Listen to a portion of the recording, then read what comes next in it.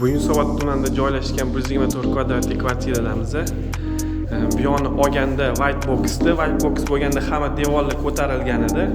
Eshiklar 2.10 sm edi. Hamma meshkomnatni eshiklarini 2.5 metrga ko'tardik. Bu общий sanuzelimiz, сразу kirishda общий sanuzel. Bu yerda garderob. Bu yoqda ko'rib turganinglar katta hol. Bu yerda dam oladigan zona, divanniy zona, televizor, bu yerda ovqatlanadigan обеденный zonamiz. Olganimizda bu yerda hamma joy yopiq xonalar edi. Bu xonaga tabiiy yorug'lik tushmas edi. Biz bu yoni devorni buzib tashlab, razdvижной eshik qildik. Oshxonamizni bu yoqqa joylashtirdik.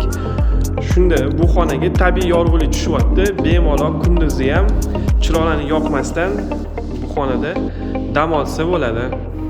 Bu yerda spalni zonamiz, bu yoq детский zona, bu yoq oshxona, bu yoq spalni, master spalni.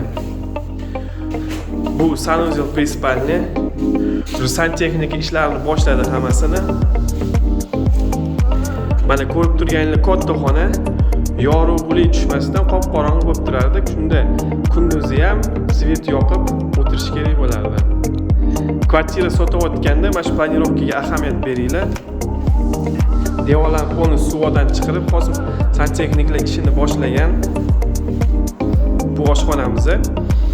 Oynani oldida moyka, bu yerda pastda mashina. Pastda yuvayotganda oynadan tomosha qilsa bo'ladi.